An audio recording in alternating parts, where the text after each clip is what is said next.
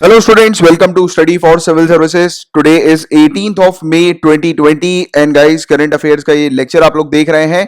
इस लेक्चर में हम लोग वेरियस सोर्सेज से न्यूज को कवर करते हैं, जैसे कि the Hindu, Indian Express, Times of India, Live Mint जैसे जो न्यूज़पेपर्स होते हैं उनकी न्यूज को कवर किया जाता है. पीआईबी की रिपोर्ट्स को डिस्कस करते हैं. राज्यसभा टेलीविजन में जो भी इंपॉर्टेंट न्यूज डिस्कशन डिबेट्स आती हैं उनको कवर करते हैं, प्लस वेरियस मैगजीन जैसे कि ईपीडब्ल्यू, डाउन टू अर्थ के भी आर्टिकल्स को डिस्कस करते हैं. इन शॉर्ट गाइज, अगर आपने इस लेक्चर को पूरा एंड तक देखा तो आपको किसी भी सोर्स से करंट अफेयर्स को प्रिपेयर करने की आवश्यकता नहीं होने वाली है. और आप लोगों में से जो भी स्टूडेंट्स गवर्नमेंट एग्जामिनेशंस की तैयारी कर रहे हैं उनके लिए ये लेक्चर काफी ज्यादा इंपॉर्टेंट है. और जो भी यूपीएससी सिविल सर्विसेज या किसी भी स्टेट सिविल सर्विसेज एग्जामिनेशन की तैयारी कर रहे हैं उनके लिए मैंडेटरी है इस पूरे लेक्चर को एंड तक देखना.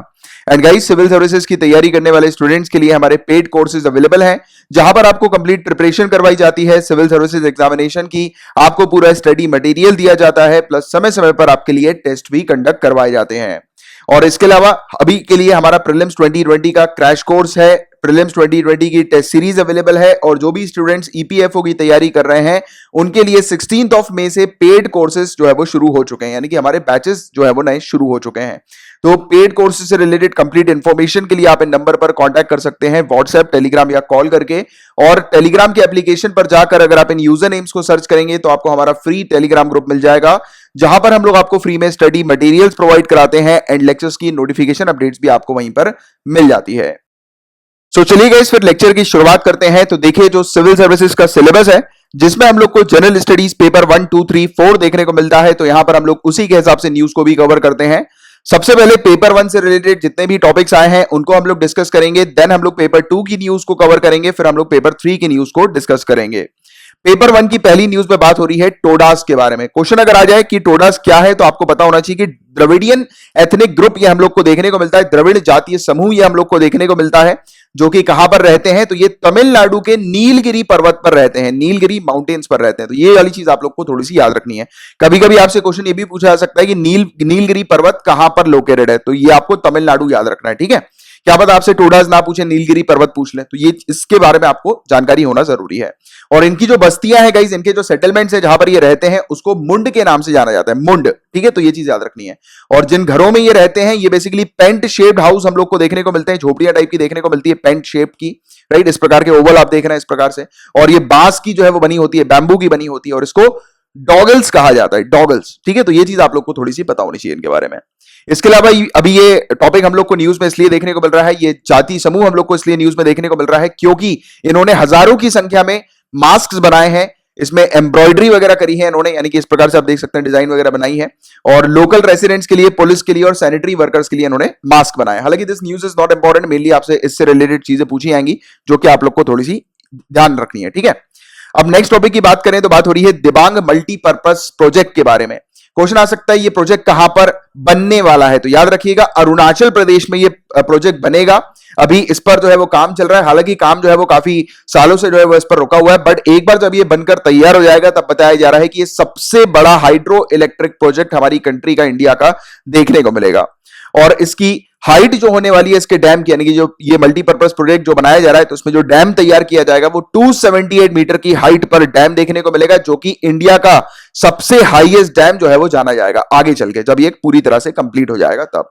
अभी के लिए सिर्फ याद रखो दिबांग मल्टीपर्पज प्रोजेक्ट जो है वो अरुणाचल प्रदेश में लोकेटेड है. ये दिबांग नदी के ऊपर हम लोग को ये प्रोजेक्ट देखने को मिलता है. या देखो अरुणाचल प्रदेश का मैप आपको दिखाई दे रहा है, यहां पर इस जगह पर जो है ये प्रोजेक्ट हम लोग को दिबांग मल्टीपर्पज प्रोजेक्ट देखने को मिलेगा. ठीक है, दिबांग नदी से के ऊपर जो है ये प्रोजेक्ट बनाया जा रहा है. ठीक है, और दिबांग नदी भी कहां पर है ये भी पूछ लिया है, तो अरुणाचल प्रदेश आप लोग को याद रखना है. ठीक है, अब पेपर 1 से रिलेटेड सिर्फ इतने ही टॉपिक्स थे. अब हम लोग पेपर 2 के टॉपिक्स की तरफ आगे बढ़ रहे हैं. सो गाइस, यहां पर बात हो रही है इंटरनेशनल डे ऑफ फैमिलीज 2020 के बारे में. 15th ऑफ मई को अभी recently international day of families 2020 हम लोग को देखने को मिला है. इस दिन फैमिलीज के अंदर जो इश्यूज आते हैं उसको लेकर लोगों के बीच में अवेयरनेस क्रिएट की जाती है. और देखिए गाइस, आज की डेट में चल रहा है कोरोना वायरस, और आप जानते हैं कि लॉकडाउन हम लोग को देखने को मिल रहा है.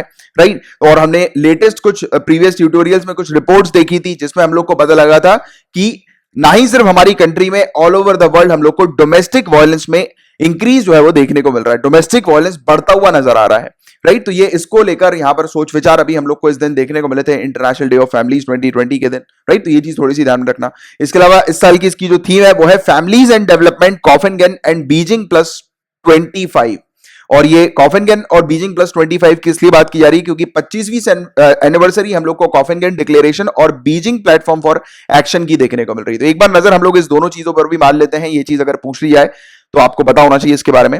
तो क्वेश्चन अगर आ जाए कि कॉफनगन डिक्लेरेशन किससे रिलेटेड है, तो आपको पता होना चाहिए कि अगर ऑप्शन में लिखा हो कि लोगों को अगर जब भी कहीं पर डेवलपमेंट किया जाए तो लोगों को ध्यान में रखकर किया जाए, अगर इस प्रकार का कुछ सेंटेंस आपको दिखाई दे रहा होगा तो वो सेंटेंस करेक्ट होगा, क्योंकि कॉफनगन डिक्लेरेशन के अंदर ये नीड जाहिर की गई थी कि जो भी डेवलपमेंट होता है वो लोगों को ध्यान में रखते हुए किया जाए, राइट। और फिर कॉफनगन डिक्लेरेशन को इसको अडॉप्ट किया गया और फिर फर्दर इस प्रकार की चीजें हम लोग को देखने को मिलती है कि कहीं पर भी अगर डेवलपमेंट होता है, विकास होता है, तो लोगों को ध्यान में रखते हुए विकास जो है वो करना चाहिए। तो इस पर हम लोग को ये कॉफनगन डिक्लेरेशन देखने को मिलता है। और कॉफनगन बेसिकली एक जगह है डेनमार्क के अंदर हम लोग को देखने को मिलती है, और 1995 में world summit for social development हम लोग को देखने को मिला था, तो उस समय कॉफनगन डिक्लेरेशन को अडॉप्ट किया गया था, ठीक है। इसके अलावा बीजिंग डिक्लेरेशन की बात करें तो यूनाइटेड नेशन ने बीजिंग डिक्लेरेशन के रेजोल्यूशन को अडॉप्ट किया था जब 1995 के एंड में 4th world conference on women हम लोग को देखने को मिली थी बीजिंग के अंदर। तब उस समय ये रेजोल्यूशन लाया गया था जिसमें कुछ प्रिंसिपल्स सामने रखे गए थे कि मेन और वुमेन की इक्वलिटी को लेकर, तो पुरुष और महिलाओं की समानताओं के विषय पर को लेकर कुछ प्रिंसिपल जो है वो सेट किए गए थे, और यही चीज फिर अडॉप्ट की गई थी जिसको हम लोग बीजिंग डिक्लेरेशन के नाम से जानते हैं, ठीक है। तो ये बस मेनली याद रखना कि बीजिंग डिक्लेरेशन मैन और वुमेन की इक्वलिटी से रिलेटेड है, और कॉफनगन डिक्लेरेशन जो है ये बेसिकली हम लोग को देखने को मिलता है कि कहीं पर भी डेवलपमेंट हो तो लोगों को फोकस रख के, लोगों को ध्यान में रखकर वो डेवलपमेंट जो है वो करना चाहिए, तो उससे रिलेटेड ही हम लोग को देखने को मिलता है। सिंपल सी बस ये दो चीज आप याद रखो, इससे ज्यादा आपको याद रखने की जरूरत नहीं है। अब आगे की बात करेंगे, 32nd Commonwealth health ministers meeting हम लोग को देखने को मिल रही है। 32वीं कॉमनवेल्थ हेल्थ मिनिस्टर की मीटिंग है। हर साल ये मीटिंग होती है किसकी? हेल्थ मिनिस्टर की। जितने भी कॉमनवेल्थ कंट्रीज हैं उनके जो हेल्थ मिनिस्टर्स हैं वो एक साथ बैठक करके ये मीटिंग करते हैं, राइट। तो अभी के लिए मीटिंग तो पॉसिबल नहीं थी, तो इसलिए अभी वीडियो कॉन्फ्रेंसिंग के थ्रू मीटिंग हुई है, तो इसलिए ये टॉपिक हम लोग को न्यूज में देखने को मिला है। कॉमनवेल्थ कंट्रीज कौन सी होती हैं ये अभी थोड़ी देर बाद मैं आपको आगे चल के बताऊंगा, पहले आप ये इसके बारे में थोड़ी बहुत चीजें बेसिक एक आइडिया जो है वो रख लो।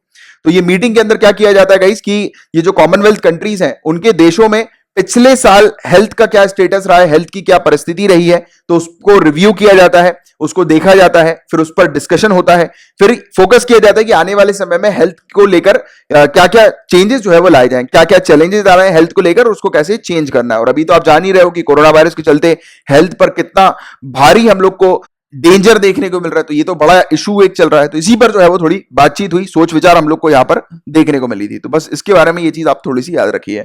इसके अलावा यहाँ पर फोकस ये किया जाता है कि आने वाले समय में हेल्थ को लेकर क्या क्या प्रायोरिटीज जो है वो रखनी है, ध्यान में रखनी है, तो उस पर डिस्कशन होता है।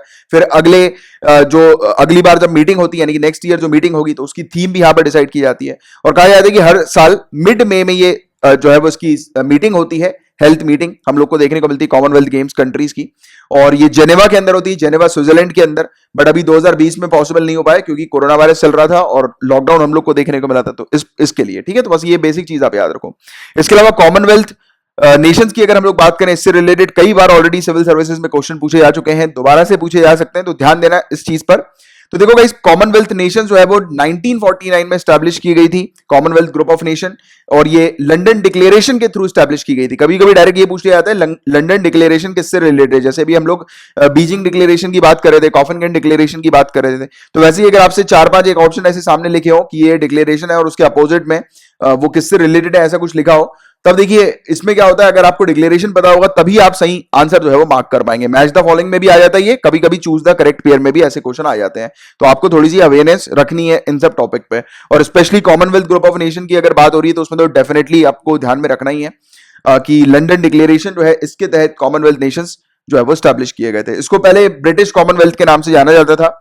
ये 53 कंट्रीज का एक संगठन हम लोग को देखने को मिलता है, एक ऑर्गेनाइजेशन हम लोग को देखने को मिलता है, और ये 53 ऐसी कंट्रीज हैं जो कि ब्रिटिश राज के अंदर थी। जैसे आप जानते हो इंडिया के ऊपर 200 सालों तक ब्रिटिशर्स ने कब्जा किया था, वैसे ही काफी सारी कंट्रीज के ऊपर ब्रिटिशर्स ने कब्जा किया था, और फिर जब ये सब कंट्रीज को इंडिपेंडेंस मिली तब इन कंट्रीज ने मिलकर एक ऑर्गेनाइजेशन बना लिया जिसको हम लोग कॉमनवेल्थ नेशंस के नाम से जानते हैं। अब एक स्टेटमेंट आता है कि क्या सभी कंट्रीज हैं जो कॉमनवेल्थ ऑफ नेशन में हम लोग को देखने को मिलती है जिसके ऊपर ब्रिटिशर्स ने राज किया था। इसके बाहर की कोई कंट्री ऐसी नहीं है जिस पर ब्रिटिशर्स ने राज नहीं किया है, तो ऐसा नहीं है, वो स्टेटमेंट गलत हो जाएगा, राइट। इसमें वही कंट्रीज है जिन्होंने एग्री किया इस संगठन में आने के लिए। वैसे तो काफी सारी कंट्रीज है जिन्होंने ब्रिटिशर्स के ऊपर राज किया था, बट वो कॉमनवेल्थ ऑफ नेशन के अंडर मेंबर कंट्रीज के तौर पर हम लोग को नहीं देखने को मिलती है, राइट। अब वो कौन सी नहीं है वो भी आगे चल के मैं आपको बताऊंगा।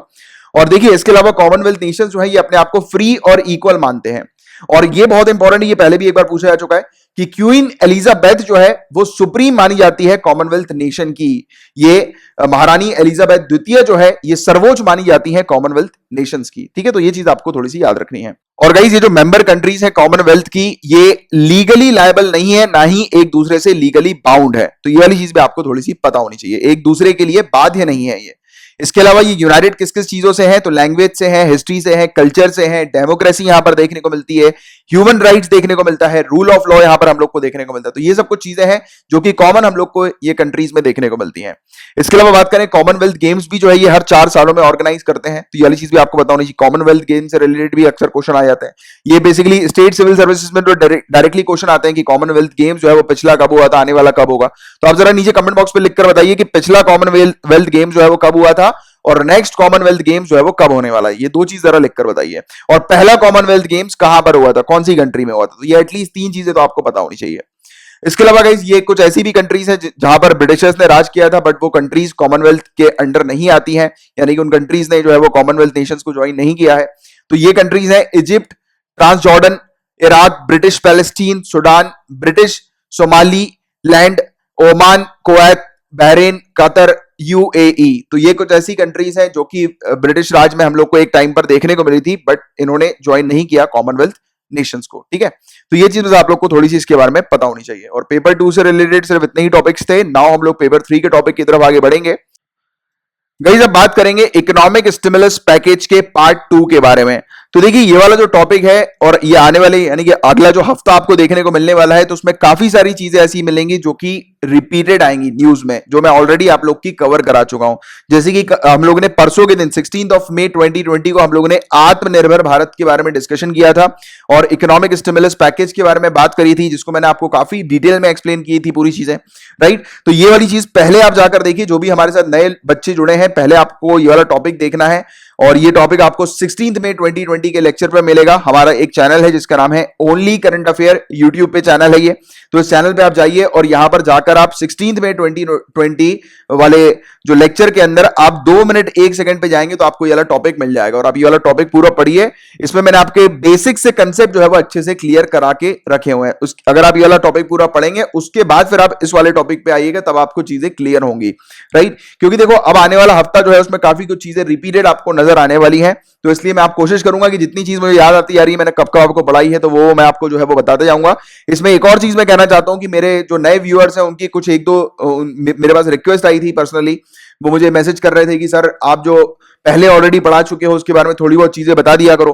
तो देखो गाइस मैं कोशिश ये करता हूं कि आप लोग को एक थोड़ी बहुत नहीं पूरी चीजें बताने की, कि आपको जो है वो स्लाइड दे देता हूं कि आपको यहां पर जाकर पढ़ना है और पढ़ने का काम फिर आपका है। अब मैं यहां पर 2 मिनट में आपको आत्मनिर्भर भारत के बारे में समझा दूं तो वो फिर जो है वो आपके साथ जो है वो जस्टिस नहीं होगा। सच में बोलूं तो ये वाली बात की जस्टिस नहीं होगा। क्यों जस्टिस नहीं होगा? क्योंकि मैं जो है वो आपको ऐसी चीज बता दूंगा 2 मिनट के अंदर जो कि आपके ऊपर से चली जाएगी, राइट, और किसी काम की नहीं। और सिविल सर्विसेज का एग्जामिनेशन क्या डिमांड करता है? कंसेप्ट डिमांड करता है कि आपके कंसेप्ट क्लियर होना जरूरी है। तो इसके लिए फुल फ्लेज जो मैंने टॉपिक ऑलरेडी पढ़ाया हुआ है काफी डिटेल के अंदर, तो उसको आप जाकर देखो। और अगर आप सोच रहे हो कि मैं दोबारा से इस टॉपिक को रिपीट करूं तो ये पॉसिबल नहीं हो पाएगा, क्योंकि आप जाकर देखिएगा ये वाला टॉपिक अपने आप में 30 मिनट्स का टॉपिक है, राइट। तो मैं इसको रिपीट करूंगा तो वो इनजस्टिस फिर मैं अपने रेगुलर व्यूअर्स के साथ करूंगा बेजबरन में, इसको रिपीट करवा के।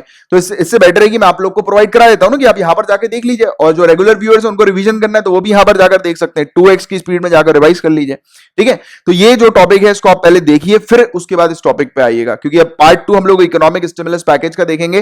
फिर कल जो है वो हम लोग पार्ट 3 के बारे में बात करेंगे इकोनॉमिक स्टिमुलस पैकेज के।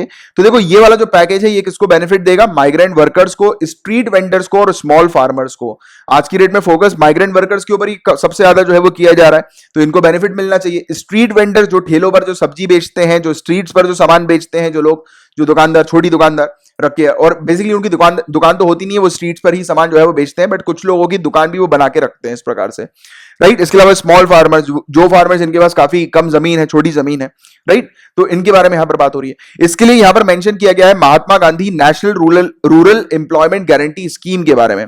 तो इस स्कीम के बारे में मेंशन किया है, तो बताया गया कि माइग्रेंट वर्कर्स की हेल्प करने के लिए पिछले 2 महीनों के अंदर सरकार ने 10,000 करोड़ रुपए खर्चा किए हैं। इसकी बात करिए, क्योंकि देखो यहां पर 20 लाख करोड़ का पैकेज जो है ये हम लोग को देखने को मिल रहा है। अब इस 20 लाख करोड़ में किन किन को बेनिफिट मिलेगा, कितना कितना बेनिफिट मिलेगा, तो वो एक दिन में सरकार नहीं बता रही है, वो समय समय पर सरकार रिलीज करती रहेगी। जो हमारी जो फाइनेंस मिनिस्टर है उनके द्वारा ये समय समय पर रिलीज किया जाएगा। तो इसलिए हम लोग ने कल इसके बारे में पढ़ा, आज हम लोग पार्ट 2 के बारे में देख रहे हैं, कल हम लोग पार्ट 3 के बारे में देखेंगे। फिर फर्दर शायद हो सकता है कि और भी कुछ नई नई चीजें जो है वो प्रोवाइड कराए हम लोग को हमारी फाइनेंस मिनिस्टर, तब हम लोग उसके बारे में बात करेंगे। देखो मनरेगा के तहत जो वर्कर्स हैं, तो मतलब जो माइग्रेंट वर्कर्स हैं उनको मनरेगा में जो है वो ऐड किया जा रहा है, एनरोल किया जा रहा है, और उसके तहत उनको बेनिफिट जो है वो प्रोवाइड किया जा रहा है। इसमें बताया जा रहा है कि मतलब करीब 2.33 करोड़ वेज सीकर्स को मई 13 तक जो है वो काम ऑफर किए गए हैं। मान के चलो कि लगभग 2.5 करोड़ वर्कर्स हैं, उनको काम ऑफर किया गया है मनरेगा स्कीम के तहत, ठीक है। तो ये वाली चीज यहां पर बताई गई है। इसके अलावा बात करें तो कहा गया है कि पिछले महीने के मई मंथ से अगर हम लोग कंपेयर करें तो इस महीने के मई मंथ में यानी कि इस साल के मई मंथ में 40 से 50% ज्यादा लोगों को एनरोल किया गया है। और कहा गया है कि universal right to minimum wages और नेशनल फ्लोर वेज, इनमें रिफॉर्म्स जो है वो लाए जाएंगे आने वाले समय में। तो अभी के लिए आप देखो, ये अभी तो रिफॉर्म्स आए नहीं है, तो इसके बारे में आप मत पढ़िएगा, इतना इंपॉर्टेंट नहीं है। मेनली बस आप ये करो कि मैंने आपको 28 अप्रैल 2020 के लेक्चर के अंदर मैंने आपको कुछ इंडस्ट्रियल रिलेशन कोड के बारे में बताया था, और उसमें भी मैंने आपको एक और चीज बताई थी जब हम लोग ने लेबर कोड और इंडस्ट्रियल रिलेशंस 2019 को डिस्कस किया था, राइट। कहां पर डिस्कस किया था, तो आप ये वाला टॉपिक देखोगे तब आपको क्लियर होगा। और इस टॉपिक के अंदर भी काफी कुछ चीजें मैंने आपको इंडस्ट्रियल रिलेशन कोड से रिलेटेड बताई हुई है, तो एक बार जाकर इसको जरूर देखना, तो उससे आपको क्लियरिटी होगी इंडस्ट्रियल रिलेशन कोड के बारे में कि वर्कर्स के लिए, लेबर के लिए हम लोग जो है वो आगे चल के क्या क्या चीजें करने वाले हैं। तो ये वाली चीज जरूरी है थोड़ी सी, ठीक है। तो इसको आप 28 अप्रैल के लेक्चर में आपको मिल जाएगा, हमारे ओनली करंट अफेयर नाम का चैनल है, वहां पर मिलेगा आपको, और ये 21 मिनट 42 सेकंड पर आपको ये टॉपिक मिल जाएगा, ठीक है। तो एक बार इस टॉपिक को थोड़ा सा जाकर देख लेना। अब आगे की बात करें, माइग्रेंट वर्कर्स को और कैसे हेल्प प्रोवाइड किया जाएगा, तो बताया जा रहा है कि अगले 2 महीने के लिए 3500 करोड़ रुपए का फ्री फूड ग्रेन्स उनको प्रोवाइड किया जाएगा। बताया जा रहा है कि लगभग 8 करोड़ माइग्रेंट वर्कर्स को फ्री में खाना प्रोवाइड किया जाएगा अगले 2 महीने के लिए। और कहा जा रहा है कि माइग्रेंट वर्कर्स जो है, जो कि किसी भी सेंट्रल या फिर state public distribution system card के तहत जो है वो खाना ले सकते हैं, और अगर उनके पास कार्ड ये नहीं भी है तो भी बताया जा रहा है कि उनको 5 किलोग्राम अनाज जो है वो प्रोवाइड किया जाएगा हर व्यक्ति को, और 1 किलोग्राम चना जो है वो अगले 2 महीने के लिए प्रोवाइड किया जाएगा। तो यहां पर कुल मिला के कहा गया है कि जिस व्यक्ति के पास राशन कार्ड नहीं भी है, उन व्यक्तियों को भी खाना जो है वो मिलेगा। अब यहां पर आपको one nation one ration card जो स्कीम है उसको थोड़ा सा आपको पढ़ना है जाकर। ये स्कीम काफी ज्यादा इंपॉर्टेंट है, one nation one ration card, और कहा जा रहा है कि 21 मार्च तक 100% कवरेज हम लोग को one nation one ration card scheme का देखने को मिलेगा। यानी कि एक ही सिंगल राशन कार्ड जो कि हमारी कंट्री के किसी भी स्टेट्स में जो है वो, जिसको दिखाकर जो लेबर्स हैं, जो वर्कर्स हैं, जो कि एक स्टेट से काम छोड़कर दूसरे स्टेट में जाते हैं, तो वो भी दूसरे स्टेट में जाकर अनाज जो है वो ले सकें, राइट, सब्सिडाइज रेट में। तो ये चीज हम लोग को देखने को मिलती है। और ये नेशनल फूड सिक्योरिटी एक्ट के तहत हम लोग को पब्लिक डिस्ट्रीब्यूशन सिस्टम के ये फूड ग्रेन्स वगैरह का डिस्ट्रीब्यूशन देखने को मिलता है, राइट। तो इसके बारे में भी आपको एक जनरल जानकारी होना जरूरी है। और पब्लिक डिस्ट्रीब्यूशन सिस्टम के जो राशन कार्ड्स हैं ये पोर्टेबल वगैरह बनाए जा रहे हैं, यानी कि अलाउ किया जा रहा है कि माइग्रेंट वर्कर्स कहीं पर भी हो, किसी भी राज्य के अंदर हो, उनको खाना मिल जाना चाहिए।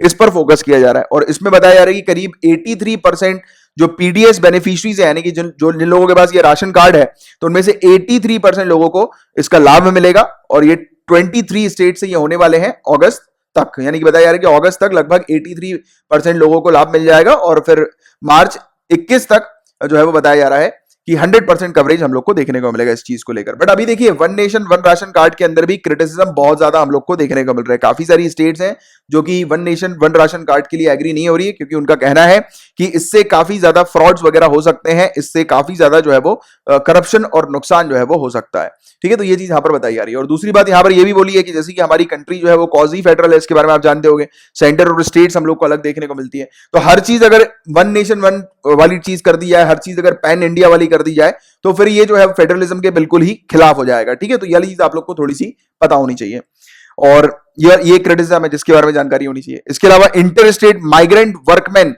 Regulation of employment and condition of service act 1979। इस कानून को एक बार आप पढ़ लो अच्छे से, ये कानून भी आप लोग के लिए काफी ज्यादा इंपॉर्टेंट है, क्योंकि ये पूरी चीज आपके मेंस में काफी हेल्प करेगी। अगर ये सब चीज आपने नहीं पढ़ी है तो पढ़ना पड़ेगा, क्योंकि ये सब टॉपिक्स बहुत ही ज्यादा इंपॉर्टेंट है। और ये कहां मिलेगा?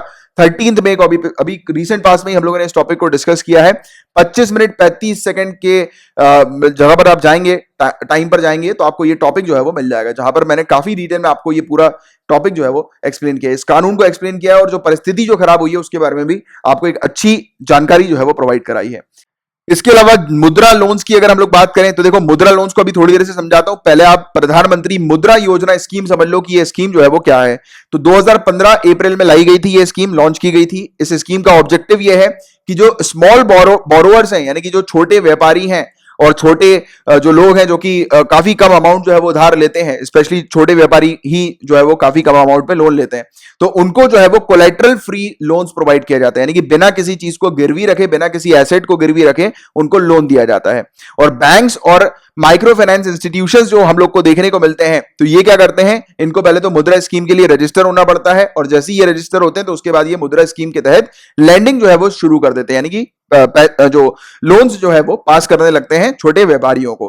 ठीक है, तो ये चीज हम लोग को देखने को मिलती है।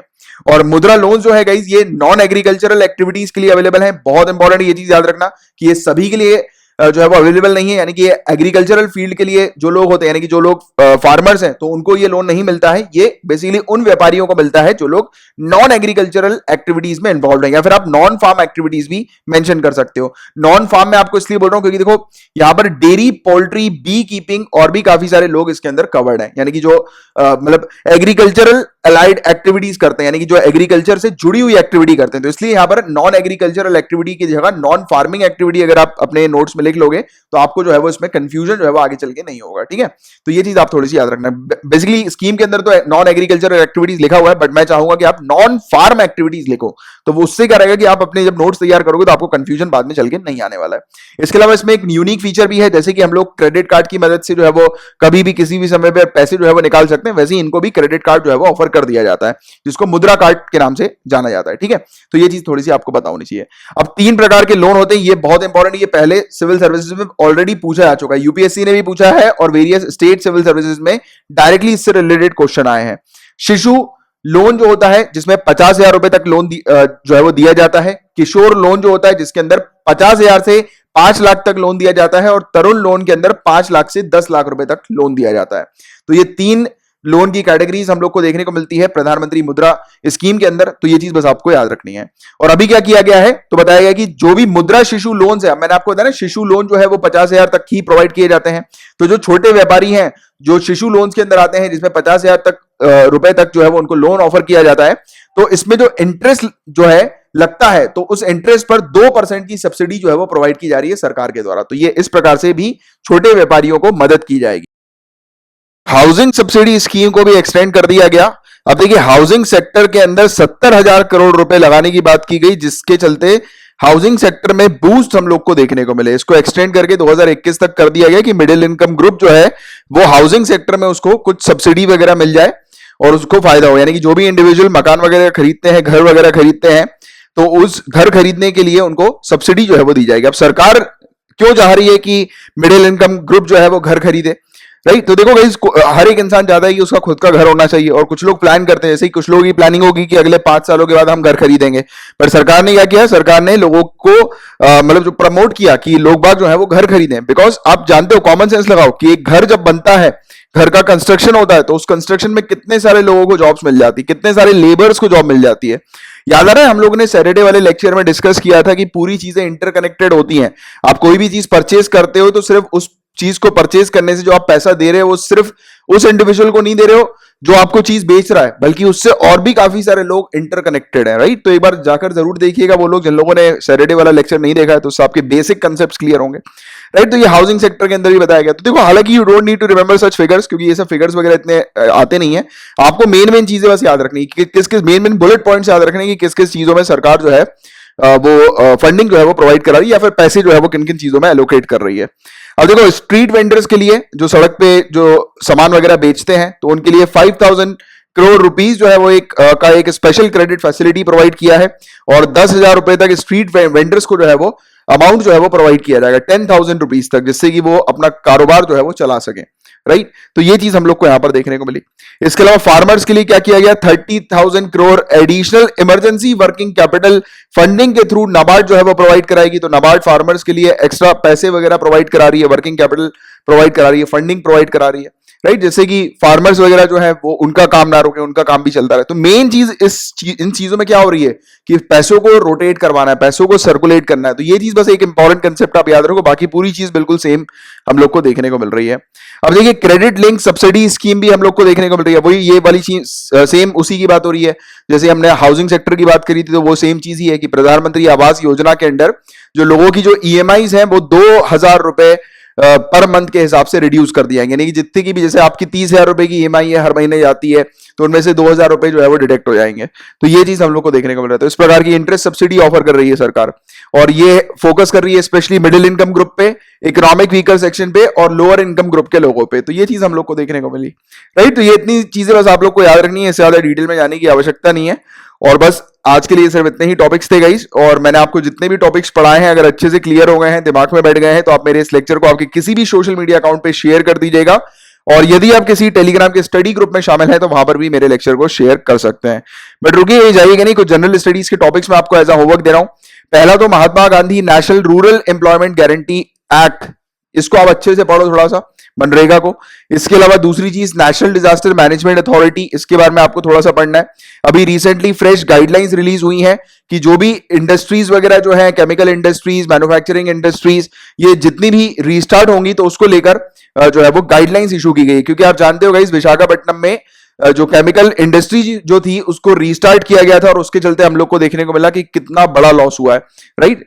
जो गैस लीकेज हुई थी, स्टीरिन गैस जो लीक हुई थी, याद आ रहा है आप लोग को, कुछ दिनों पहले हमने डिस्कस किया था। तो उसको लेकर इन्होंने कुछ गाइडलाइंस निकाली है, but guidelines are not important for you, mainly national disaster management authority क्या होती है इसके बारे में एक बार थोड़ा अच्छे से पढ़ लेना।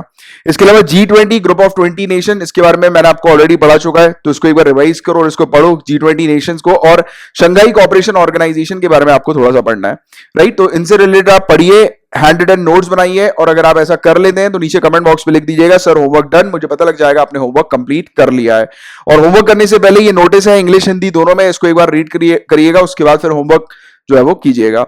और रही बात इस लेक्चर की पीडीएफ की, तो इसकी पीडीएफ भी हम लोग प्रोवाइड कराते हैं, बट वो सिर्फ हमारे पेड कोर्सेज मेंबर्स को प्रोवाइड की जाती है। एंड पेड कोर्सेज को ज्वाइन करने के लिए आप इन नंबर पर कांटेक्ट कर सकते हैं व्हाट्सएप, टेलीग्राम या कॉल करके। और टेलीग्राम के इन चैनल्स पर आप जाकर यानी कि टेलीग्राम की एप्लीकेशन पर जाकर अगर आप इन यूजर नेम्स को सर्च करेंगे तो आपको हमारा फ्री टेलीग्राम ग्रुप मिल जाएगा, जहां पर हम लोग आपको फ्री में स्टडी मटेरियल्स प्रोवाइड कराते हैं, एंड लेक्चर्स की नोटिफिकेशन अपडेट्स भी आपको वहीं पर मिल जाती है। तो चलिए फिर हम मिलते हैं कल, तब तक के लिए bye bye, take care, have a great day ahead, Tata.